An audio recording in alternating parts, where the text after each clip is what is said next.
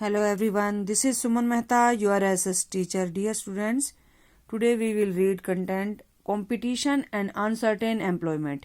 यानी ग्लोबलाइजेशन की प्रोसेस की वजह से जो प्रतियोगिता हमारी इंडियन इंडस्ट्रीज को, स्मॉल प्रोड्यूसर्स को करनी पड़ रही है और जिसकी वजह से एम्प्लॉयमेंट जो स्ट्रक्चर है वो अनसर्टेन हो चुका है। यानी अब हमारा रोजगार जो है सुनिश्चित नहीं है, वो बार बार खतरे में आ जाता है, यानी जॉबलेस होते जा रहे हैं लोग। किस वजह से? तो अब हम इसको यहाँ से कंटेंट पढ़ने जा रहे हैं। Globalisation and the pressure of competition have substantially change the lives of workers. वैश्वीकरण की प्रक्रिया यानी ज्यादा से ज्यादा लोगों का या ज्यादा से ज्यादा देशों के एक दूसरे के साथ व्यापार करने की वजह से और प्रतियोगिता में वृद्धि होने की वजह से ज्यादातर वर्कर्स की जो लाइफ है वो बहुत ज्यादा बदल चुकी है, यानी उनकी लाइफ में काफी चेंजेस आ चुके हैं। Faced with growing competition, most employers these days prefer to employ workers flexibly. तो इस कंपटीशन को फेस करने की वजह से ज्यादातर जो एम्प्लॉयर्स हैं, यानी नौकरी देने वाले, रोजगार देने वाले जो हमारे उद्योगपति हैं या जो हमारे छोटे उत्पादक हैं, वो वर्कर्स को अपनी मर्जी से, अपने हिसाब से अपॉइंट करते हैं। This means the worker jobs are no longer secure. इसका मीनिंग यही है कि अब श्रमिकों की जो नौकरियां हैं, श्रमिकों का जो कार्य के अवसर हैं, वो सुरक्षित नहीं है। Let's out see how the workers in the garment export industry in India are having to bear the pressure of competition. आइए हम भारतीय एक गारमेंट इंडस्ट्री का एग्जाम्पल लेकर इस चीज को जानने की कोशिश करते हैं कि बढ़े हुए कंपटीशन की वजह से कैसे वर्कर्स की लाइफ पर प्रभाव पड़ता है। तो इस चीज को हम पढ़ेंगे इस एग्जाम्पल के थ्रू, जो कि आप अपने लेवल पर भी पढ़ सकते हैं, जहां पर एक सुशीला नाम की जो है गारमेंट वर्कर की डिस्क्रिप्शन दी गई है, जो कि दिल्ली की एक इंडस्ट्री में काम करती है, एक्सपोर्ट यूनिट है ये, वहां पर काम कर रही है। तो कैसे ये अपनी प्रॉब्लम को शेयर कर रही है, यहाँ पे देखिए। 35-year-old Sushila has spent many years as a worker in garment export industry of Delhi. 35 साल की सुशीला ने एक दिल्ली की एक इंडस्ट्री जो कि एक्सपोर्ट गारमेंट को जो एक्सपोर्ट करती है उसमें एज ए वर्कर वो काम कर रही है। She was employed as a permanent worker. जब शुरुआत में उसको एम्प्लॉय किया गया था तब वो एक स्थायी वर्कर के रूप में उसको नौकरी दी गई थी और उसको हेल्थ इंश्योरेंस भी मिलता था, प्रोविडेंट फंड जैसी फैसिलिटीज भी दी जाती थी और ओवर टाइम के लिए डबल रेट उसको वेजेज भी दिए जाते थे। When Sushila's factory closed in the late 1990s, or after searching for a job for 6 months, she finally got a job 30 kilometre away from where she lives. अब जब उसकी ये फैक्ट्री बंद हो गई, यानी जिस फैक्ट्री में वो काम करती थी वो फैक्ट्री अब 1990 में बंद हो चुकी है और उसके बाद उसको नई जॉब तलाशनी पड़ी और 6 महीने के बाद उसको एक ऐसी जॉब मिली जो कि उसके घर से 30 किलोमीटर दूर थी, जहां वो रहती थी। Even after working in this factory for several years, हालांकि कुछ सालों से यहाँ पर काम करने के बाद भी she is a temporary worker, यानी दूसरी फैक्ट्री में भी कई सालों से वो काम कर रही है, लेकिन इसके बावजूद वो एक टेम्परेरी वर्कर के रूप में वहां काम कर रही है। Earns less than half of what she was earning earlier, और वेतन भी उसको बहुत आधा मिल रहा है, आधे से भी कम मिल रहा है जितना कि वो पहले कमाती थी। यानी पहली फैक्ट्री में उसको जितने वेजेस दिए जाते थे उससे लेस देन हाफ जो है वो यहाँ पर अर्न कर पा रही है। Sushila leaves her house every morning. Sushila हर रोज अपना घर छोड़कर उस काम की जगह पर जाती है और फिर उसके बाद 7 days a week at 7:30 AM, दिन के ये जो आप सप्ताह के जो 7 दिन है वो 7:30 बजे वहां से निकलती है एंड रिटर्न्स एट 10 PM, और रात को वो 10 बजे घर वापस आती है। A day off from work means to no wage. अगर एक दिन वो छुट्टी ले लेती है इसका मतलब क्या है कि उसको वेजेस उस दिन नहीं मिलेंगे। She has none of the benefits she use to get earlier. जो बेनिफिट्स उसको पहले मिलते थे पहली फैक्ट्री में, अब वो बेनिफिट उसको यहाँ पर नहीं दिए जाते हैं। Factories closer to her home have widely fluctuating orders, और जो फैक्ट्रीज है इसके घर के आसपास हैं जो इसको रोजगार तो वहां भी मिल सकता है, लेकिन वहां पर ऑर्डर्स फ्लैक्चुएट होते रहते हैं, यानी जो ऑर्डर्स होते हैं वो कम ज्यादा आते हैं, जिसकी वजह से वहां पर उसको इतनी वेजेज नहीं मिलेंगे, इसलिए उसको इतनी दूर जाकर दूसरी फैक्ट्री में काम तलाशना पड़ा। अब आप यहाँ पर देख पा रहे हैं कि भारत में सभी वर्कर्स की कंडीशन लगभग सेम ही रहती है।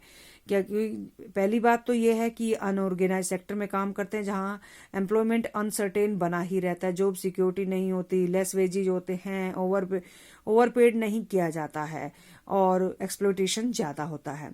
सभी जगह यही काम स्थितियाँ देखने को मिलती हैं।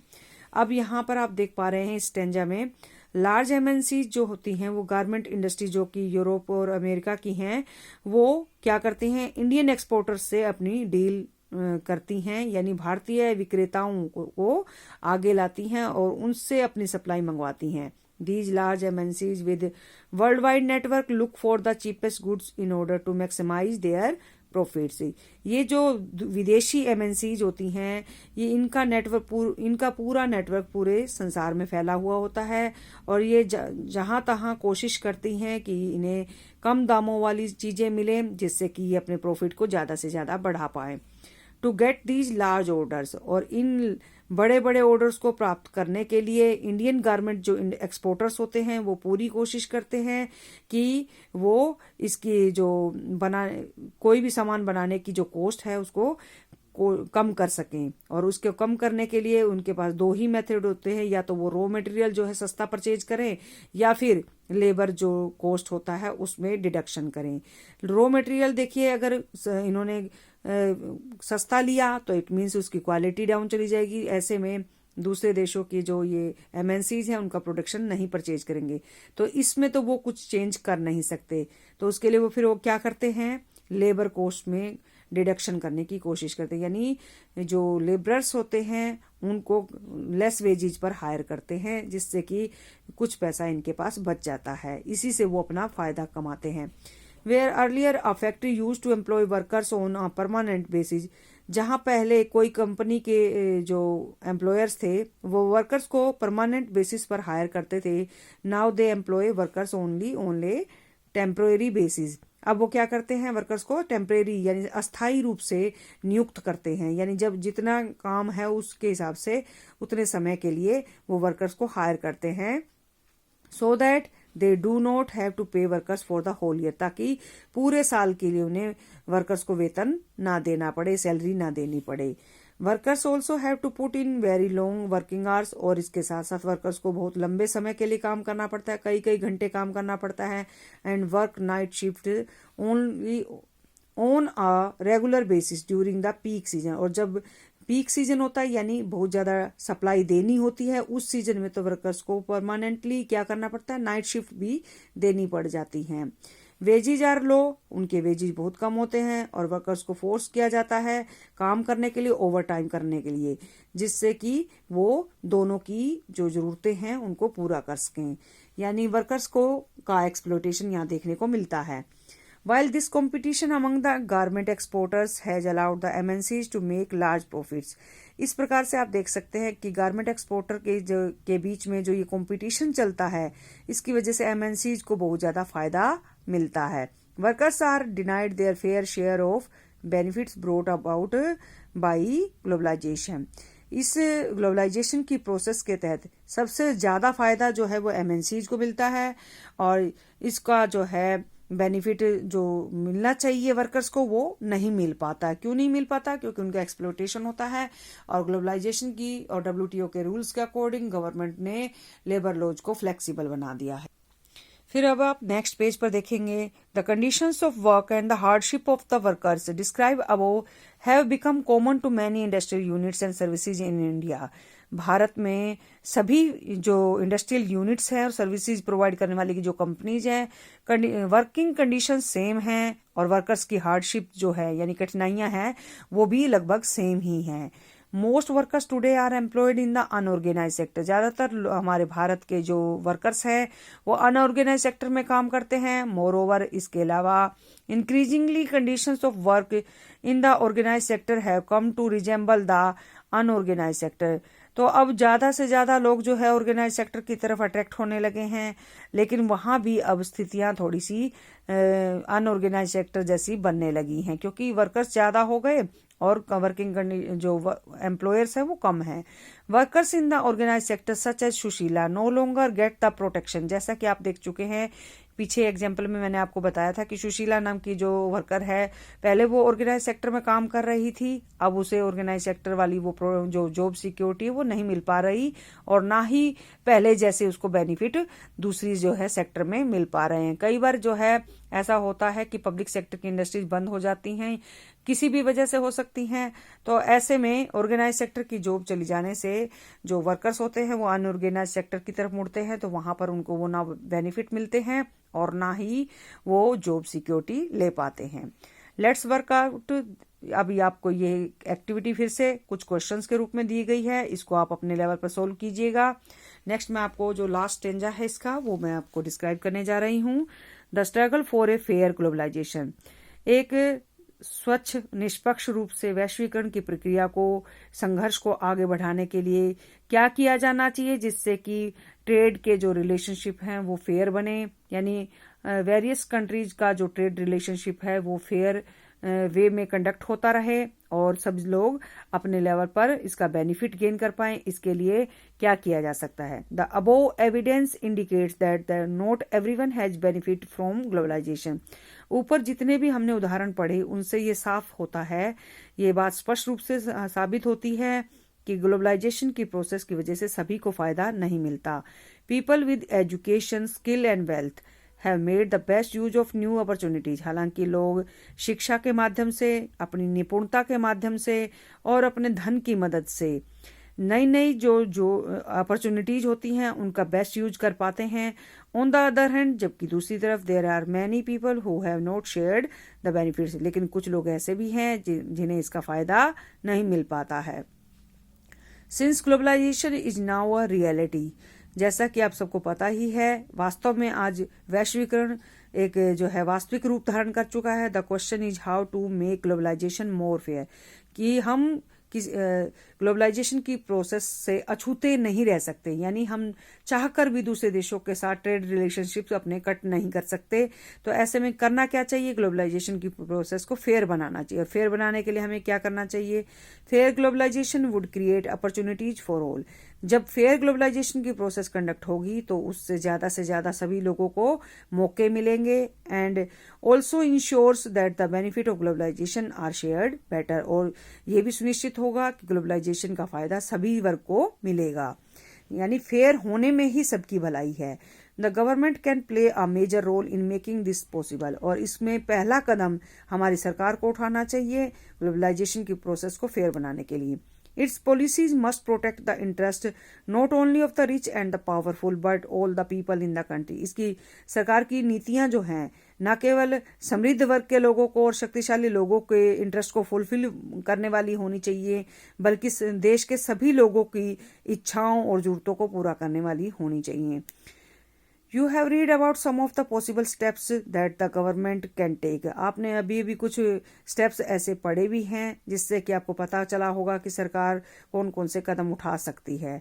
फॉर इंस्टांस, उदाहरण के लिए, the government can ensure that labour laws are properly implemented. एक उदाहरण हमने अभी पीछे सेट भी किया था कि लेबर लॉज जो होते हैं वो सरकार को अच्छे से इम्प्लीमेंट करने चाहिए ताकि वर्कर्स का जो एक्सप्लोटेशन है वो रुक सके और वर्कर्स के राइट्स की प्रोटेक्शन हो सके। It can support some small producers to improve their performance till the time they become strong enough to compete. और स्मॉल प्रोड्यूसर्स को भी इसको हेल्प देनी चाहिए सरकार को, ताकि वो दूसरी एमएनसीज के साथ अच्छे से कम्पीट कर पाए और कम्पीट करने से पहले अपने आप को कैपेबल बना पाए। तो उस समय तक सरकार को स्मॉल इंडस्ट्रीज या स्मॉल प्रोड्यूसर्स को हेल्प देनी चाहिए। अगर जरूरत पड़े तो सरकार को फिर और क्या करना चाहिए? The government can use trade and investment barriers. अगर लगता है सरकार को कि हमारे जो स्मॉल प्रोड्यूसर्स हैं अभी स्टिफ कंपटीशन फेस करने लायक नहीं है, तो सरकार को क्या कर देना चाहिए? ट्रेड और इन्वेस्टमेंट बैरियर लगा देने चाहिए, जिससे कि हम अपने आप को उस लेवल पर ले आए, या हमारे जो प्रोड्यूसर्स हैं वो अपने प्रोडक्शन को उस लेवल तक ले आए, उस स्टैंडर्ड को मेंटेन कर पाए, जिससे कि आगे चलकर वो वर्ल्ड लेवल पर जो एमएनसीज है उन्हें कम्पीट कर पाए। It can negotiate at the WTO for fair rules. तो इसको क्या करना चाहिए, WTO से बातचीत करनी चाहिए ताकि वो स्पष्ट और सही नियम बनवा सके। It can also align with other developing countries with similar interest to fight against the domination of the developed countries in the WTO। और इसको दूसरे देशों से बात भी करनी चाहिए हमारी सरकार को कि वो सेम रूल्स को फॉलो करवाने के लिए WTO को मना सके। वो रूल्स जो कि डेवलपिंग कंट्रीज के लिए है वही डेवलप कंट्रीज के लिए भी फॉलो करवाए जाने चाहिए। In the past few years massive campaigns and representation by people's organization have influenced important decisions relating to trade and investment। पिछले कई सालों से बहुत बड़े बड़े आंदोलन चले हैं और प्रतिनिधित्व किया है किसने, लोगों की संस्थाओं ने, ताकि ज्यादातर जो जितने मुख्य फैसले हैं व्यापार से संबंधित या निवेश से संबंधित जो कि WTO के इन्फ्लुएंस में लिए जा चुके हैं उनमें कुछ फेरबदल किया जा सके। This has demonstrated that people also can play an important role in the struggle for fair globalisation.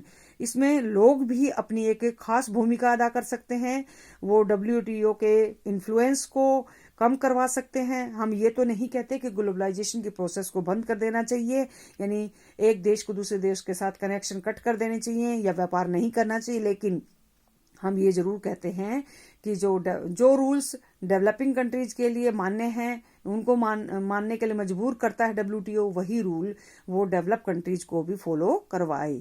तो ये चीज यहाँ पर अगर हो गई तो समझिए कि ग्लोबलाइजेशन की प्रोसेस जो है, ये जो स्ट्रगल है, ये फेयर हो जाएगी और फेयर होने के साथ सबको इसका फायदा मिल पाएगा। यहाँ पर आप देख पाएंगे अब नेक्स्ट जो लास्ट स्टेंजा है वो सम अप है, यानी समिंग अप का मीनिंग क्या है, समरी, यानी इस पूरे चैप्टर का सारांश क्या है। In this chapter we looked at the present phase of globalisation. हमने आजकल की ग्लोबलाइजेशन की प्रोसेस को इस चैप्टर में पढ़ने की कोशिश की। ग्लोबलाइजेशन क्या है, रैपिड इंटीग्रेशन है कंट्रीज का, यानी बहुत तेज गति से अलग अलग देशों का आपस में जुड़ने की जो प्रक्रिया है उसे हमें ग्लोबलाइजेशन की प्रोसेस माना। दिस इज हैपनिंग थ्रू, और ये किसकी वजह से पॉसिबल हो पाई, ये जो ग्लोबलाइजेशन की प्रोसेस है वो फॉरेन ट्रेड और इन्वेस्टमेंट की हेल्प से पॉसिबल हो पाई है। MNCs जो है इसके लिए एक इम्पोर्टेंट रोल प्ले करती हैं ग्लोबलाइजेशन की प्रोसेस में, और ज्यादा से ज्यादा MNCs ज्यादा वर्ल्ड वाइड जो है अलग अलग लोकेशंस को सर्च करती रहती हैं ताकि वो अपनी प्रोडक्शन की कॉस्ट को बचा पाएं और प्रॉफिट को बढ़ा पाएं। As a result production is being organised in complex ways, और इसका परिणाम क्या होता है, इनका जो प्रोडक्शन होता है वो एक बहुत ही उलझावदार तरीके से ऑर्गेनाइज किया जाता है। मतलब अलग अलग जगह पर इनकी यूनिट्स होती हैं जिसको कहीं पर पार्ट्स बनाए जाते हैं तो कहीं पर असेंबल किया जाता है। New technology particularly IT sector में एक इम्पोर्टेंट रोल प्ले कर रही है प्रोडक्शन, जिसका अलग अलग देशों में बढ़ चुका है। इसके अतिरिक्त जो लिबरलाइजेशन ऑफ ट्रेड की पॉलिसी है और इन्वेस्टमेंट की जो पॉलिसी है, इसकी वजह से भी ग्लोबलाइजेशन की प्रोसेस के रास्ते में आने वाली जो बैरियर्स हैं ट्रेड और इन्वेस्टमेंट के मामले में जो सरकारें जो प्रतिबंध लगाती हैं वो भी दूर हो पाई हैं। क्यों? क्योंकि WTO ने ऐसे रूल्स बनाए हैं जिससे के थ्रू गवर्नमेंट जो है अपनी पॉलिसीज को लिबरलाइज करती है इन्वेस्टमेंट से रिगार्डिंग और ट्रेड से regarding. At the international level, WTO has put pressure on developing countries to liberalize trade and investment। आपने देखा कि इस अंतर्राष्ट्रीय स्तर पर WTO जो है, यानी ये जो WTO है ये क्या कर रहा है, डेवलपिंग कंट्रीज के ऊपर अपना प्रेशर बना रहा है अपने ट्रेड और इन्वेस्टमेंट से रिगार्डिंग रूल्स को लिबरलाइज करने के लिए। While globalisation has benefited well off consumers, इसमें हमने ये भी जाना कि ग्लोबलाइजेशन की प्रोसेस के तहत सबसे ज्यादा फायदा जो है रिच जो कस्टमर्स होते हैं उनको मिला है, और छोटे प्रोड्यूसर्स को अपनी स्किल, एजुकेशन और वेल्थ को गेन करने का मौका मिला है। मैनी स्मॉल प्रोड्यूसर्स जो हैं और वर्कर्स जो हैं इसकी ग्लोबलाइजेशन की प्रोसेस की वजह से काफ़ी उन्हें स्टिफ कंपटीशन को फेस करना पड़ा, और जिसका उनकी जो लाइवलीहुड है उसके ऊपर एक ग्रेट जो है इफेक्ट देखने को मिला। फेयर ग्लोबलाइजेशन की प्रोसेस ही ज़्यादा नए अवसर उपलब्ध करा सकती है सभी को, और इसी के तहत हम जो है सभी को ग्लोबलाइजेशन का फ़ायदा बराबर मात्रा में दे सकते हैं। यानी अगर हम फेयर ग्लोबलाइजेशन के प्रोसेस को अडॉप्ट करते हैं तभी सभी लोगों का फ़ायदा हो सकता है, चाहे वो स्मॉल प्रोड्यूसर्स हों, कस्टमर्स हों, या MNCs हों, या फिर कोई भी इकोनॉमी हो। तो आपने इस चैप्टर में ये पूरी डिटेल पढ़ी है, जिसकी समरी मैंने अभी इस पैराग्राफ में आपको बताई है। तो मैं उम्मीद करती हूँ आपको ये चैप्टर समझ आ गया होगा। अब आप इसके एनसीईआरटी क्वेश्चन आंसर्स अपनी नोटबुक में राइट डाउन करेंगे और इन बिटवीन क्वेश्चन आंसर्स को लर्न करेंगे। Thank you very much.